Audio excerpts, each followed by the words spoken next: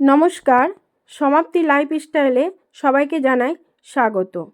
আজকে আমরা চলে গেছিলাম কল্যাণশ্বরী মন্দির। সেখানে গিয়ে কিছু অজানা তথ্য আপনাদের সাথেও শেয়ার করছি। কল্যাণশ্বরী মায়ের চরণ আছে। চরণ এখানে মা শাঁখা পড়েছিলেন, শাঁখারি ব্রাহ্মণের কাছে মা শাঁখা পড়েছিলেন। হ্যাঁ, তারপর আমাদের বাড়ি যায় শাঁখারি, বুঝলেন? হুম আমাদের পূর্বাপুরুষের কাছে গেছিল রোহিণী দেবঘরিয়ার কাছ।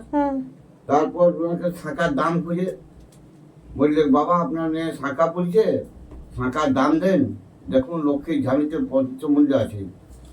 তারপর দেখছি আমার পঞ্চমূল্য লাল শালুকান্ত বাঁধা ছিল। তারপর শাঁখারকে বলি, চলো মাকে দেখা, আমি তোমাকে দেবো।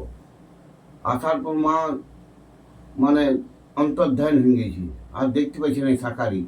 বলছে আমি ব্রাহ্মণ নিয়ে এলাম, আমি অপরাধে পড়ব। তারপরে বললে রোহিণী দেবীরা, মা কেমন সাজিয়েছে দেখা দে মা।